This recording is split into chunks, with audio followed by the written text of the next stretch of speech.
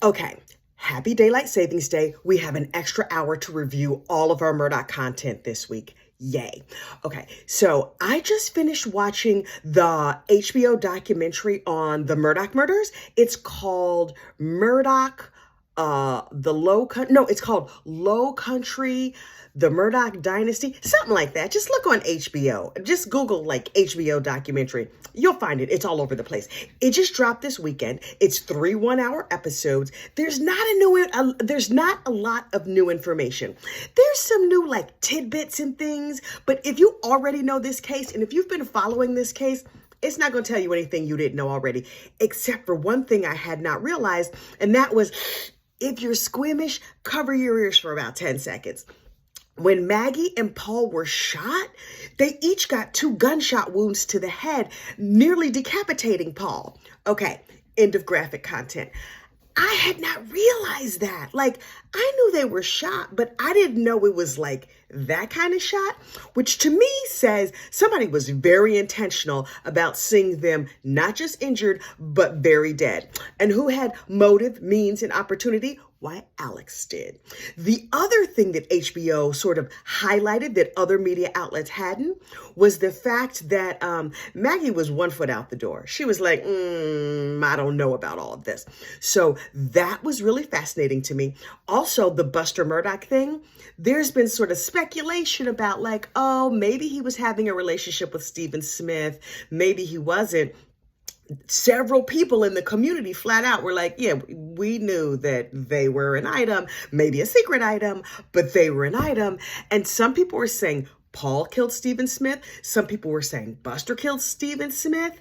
But everybody says those Murdaugh boys did it. So I do not condone murder of anybody for any reason. But Paul Murdaugh, he seemed like a lot of trouble.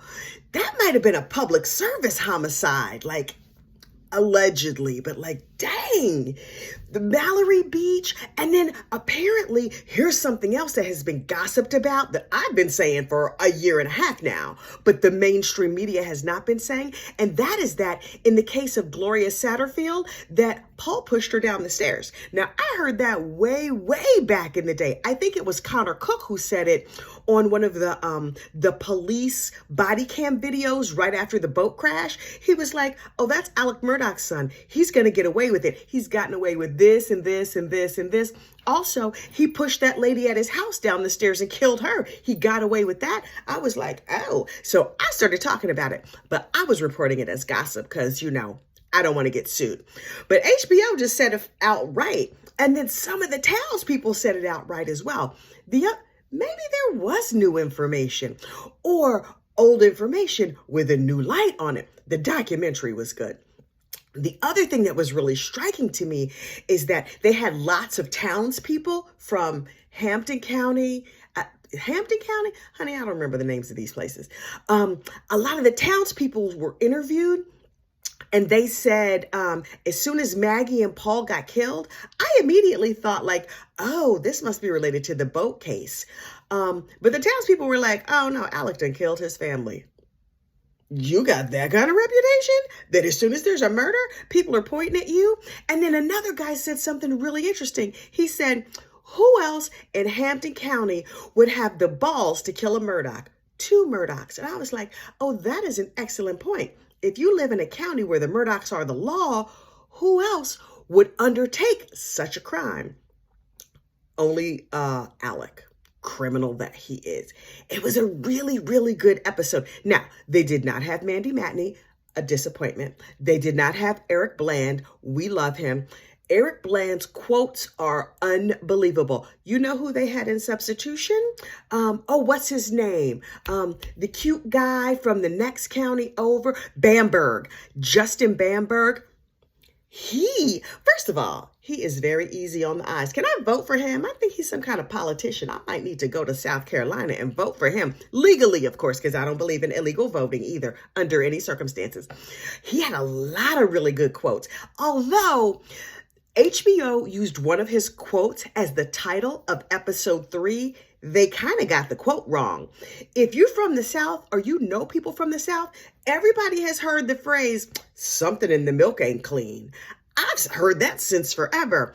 And so episode 3 is entitled "This Milk Ain't Clean" or the milk isn't clean, something. No, no, no, no, no, no, no, no. You got to put the swag, the southern twang on it. You got to say it with some swag, like, something in the milk ain't clean. So HBO, you blew it on that account. But this entire documentary, like I said, I expected to be disappointed. I was not. So if you haven't seen it, go watch it. The Murdaugh family is trash.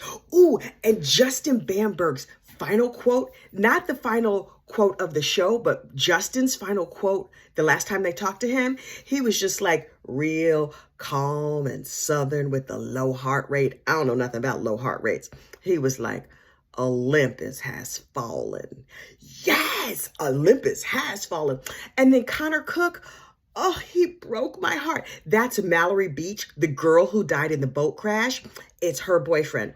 And so he was heartbreaking throughout this whole thing. So were his parents. And Connor said something really, really interesting.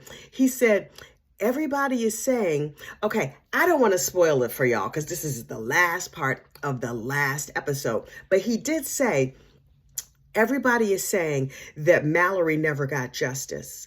Mallory got justice. If it weren't for that boat crash, none of this would have come to light. Now, I guess that's justice for Mallory, but it is something to think about. Is this the end for the Murdaugh family? Well, yes, but it is not the end of my reporting. It is not the end of this case. Will Buster be charged in connection with the murder of Stephen Smith? What did they find at the death of Paul and Maggie Murdaugh that caused them to reopen this Stephen Smith case? I suspect that Alex and his cronies probably found something on Paul's phone. Mere speculation, honey, mere speculation. I think they found something on Paul's phone, and no matter whether Buster did the murder or Paul did the murder or their friends did the murder, I think they're just going to hang it on Paul because he's already dead and unprosecutable. More to come. All right, that's all for this Sunday morning. I hope you're getting an extra hour of sleep. I'm going to the craft store. You have a great day. Bye.